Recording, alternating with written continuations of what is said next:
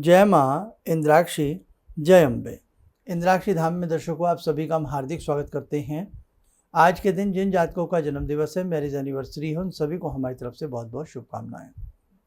घर में अनेकों प्रकार का वास्तु दोष होता है। कई बार हम समझ भी नहीं पाते कि हमारे घर में वास्तु दोष है या नहीं, और यदि है तो कहाँ पर है।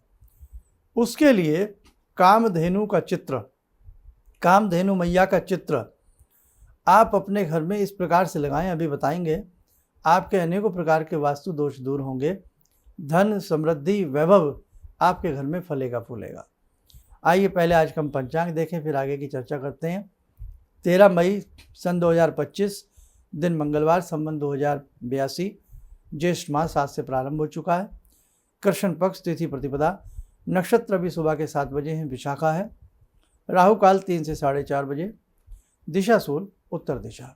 अब देखिएगा, घर में हम वास्तु दोष निवारण के लिए अनेकों प्रकार के कई बार यंत्र लगाते हैं, पिरामिड लगाते हैं, या हम वास्तु की किसी से राय लेते हैं।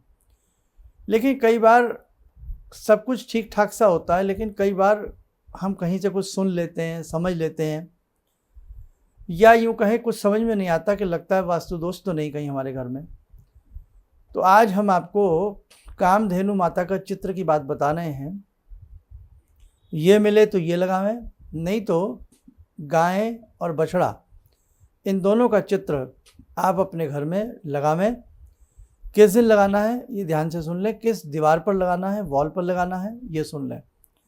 और जिनके घर में गाय बछड़े हैं, साक्षात कामधेनु उनके घर में वास करती है।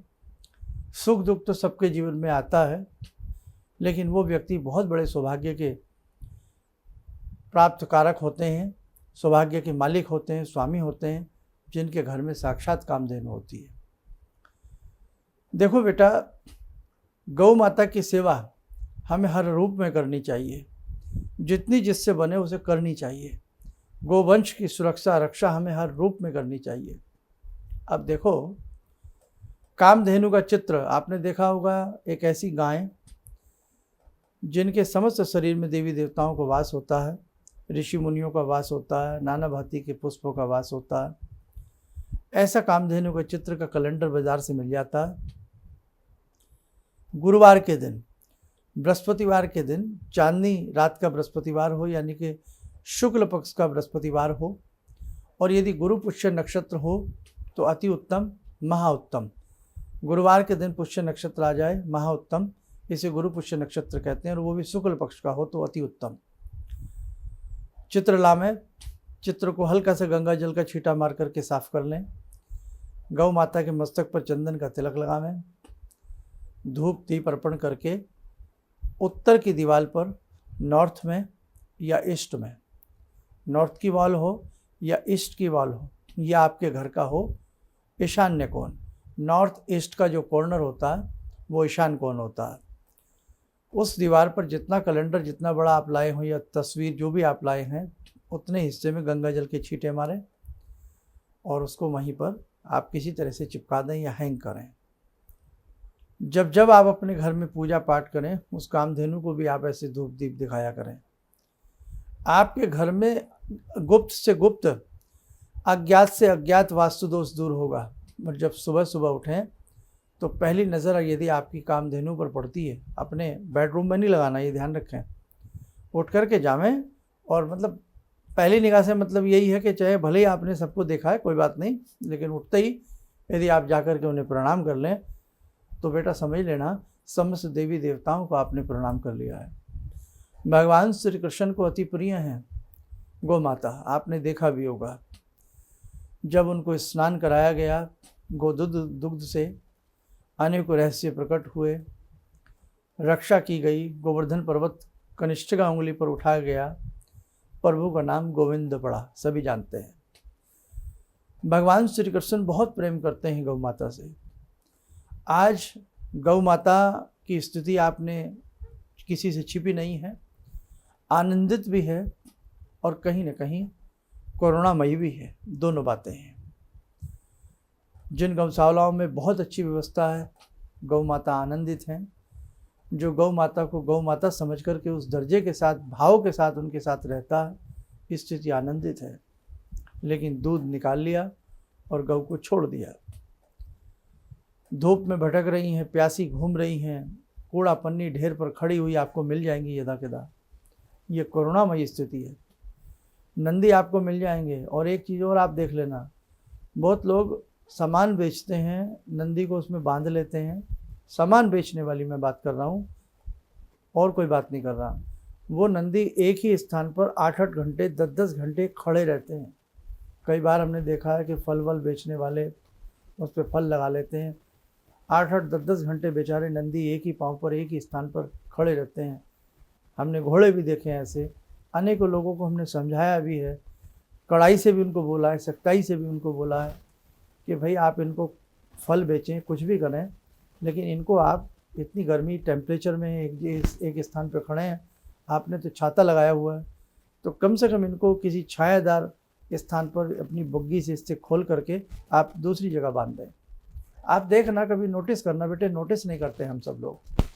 नंदी में हम मंदिर में जाकर के नंदी महाराज को खूब जल चढ़ाएं, और एक नंदी वो हैं जो 10-10 घंटे एक पैर पर खड़े रहें और 4-4 आदमी उस पर बैठ कर के वो अपना सामान बेचें। बड़ी दिल को दुखद स्थिति होती है। अभी कल परसों की भी स्थिति थी, बल्कि कहा सुनी होते होते उनसे बची। बड़ा उन्हें समझाया गया, लेकिन मानने को लोग तैयार नहीं होते। हालांकि पशु एक्ट में ये सारी चीज़ें आती हैं कि आप किसी पशु को सता नहीं सकते, लेकिन बेटा आप समझें, अब जब तक आपके पास एक अच्छी पावर ना हो, एक अच्छे सिस्टम में सुनवाई ना हो, तब आप कुछ नहीं कर सकते। तो ये सब बातें दिमाग में रखें। ऐसा कोई आपको दिखे उसे समझाएं कि भाई ये अपराध है, अपराध की श्रेणी में आता है। तो बेटा बात चल रही थी, माफ़ कीजिएगा, थोड़ी बातें इधर उधर से आ जाती हैं, दिमाग में करनी पड़ती हैं आपसे। ईशान कोण में कामधेनु का चित्र लगाएं या पूर्व की दीवार पर लगाएं, यानी कि और बीचों बीच या जहाँ भी आपको स्थान दिखे, लेकिन अग्नि कोण में नहीं लगाना, ये ध्यान रखें आप। साउथ और ईस्ट का जो कॉर्नर होता है वो अग्नि कोण होता है, वहाँ नहीं लगाना। केवल पूर्व की दीवार पर या ईशान कोण में या नॉर्थ की दीवार पर, ठीक लगावें। गुरु पुष्य नक्षत्र के दिन लगावें, आपको बहुत शानदार रिजल्ट मिलेगा। गौ माता की कृपा आपके घर में बरसेगी। कामधेनु हैं ये समस्त ऋषियाँ, ऋषि मुनि का वास है इनके अंदर। तो आप ये हमारा कहने से ये उपाय करके देखें, फिर देखें आपके जीवन में बदलाव आएगा। आपके घर में किसी भी प्रकार का कोई वास्तु दोष है, भगवती जगदम्बा की कृपा से, कामधेनु की कृपा से वो वास्तु दोष भी दूर होगा। आपके अंदर श्री समृद्धि आपके घर में आएगी, वास्तु के समस्त दोष आपके मिट जाएंगे। ॐ सिन्दूरारुणविग्रहां त्रिनयनां माणिक्यमूलस्फुरात् स्तारानायकशेखरं स्मितमुखी भापेन वाक्छोरुवां पाणिभ्यामलपूर्णरत्नचषकां रत्नोत्परां बिभ्रति सौम्यां रत्नघटस्थरक्तचरणां ध्यायेत्पराम् अम्बिकां खड्गं चक्रगदेषु चापपरिगान् शूलम्बुशुण्डिं शिरा शङ्खं संदधतीं करे स्त्रीनयनां सर्वाङ्गभूषावृतां नीलास्मद्युतिमास्य पाददशकां सेवे महाकालिकां यामास्तो स्वपितैहरो कमलजो हन्तुं मधुं कैटवम् विद्युद्दामसमप्रभां मृगपते स्कन्दस्थितां भीषणां कन्या विहकरवालखेटविलसा धस्ताविरासेवितां हस्तेश्चक्रगदाशिखेटविशिखां चापं गुणं तर्जनीं बिभ्राणामलिलात्मिकां शशिधरां दुर्गां त्रिनेत्रां भजे। आइए समय और चला आज की ध्यान साधना का जुड़ते हैं जगत जननी भगवती जगदम्बा से।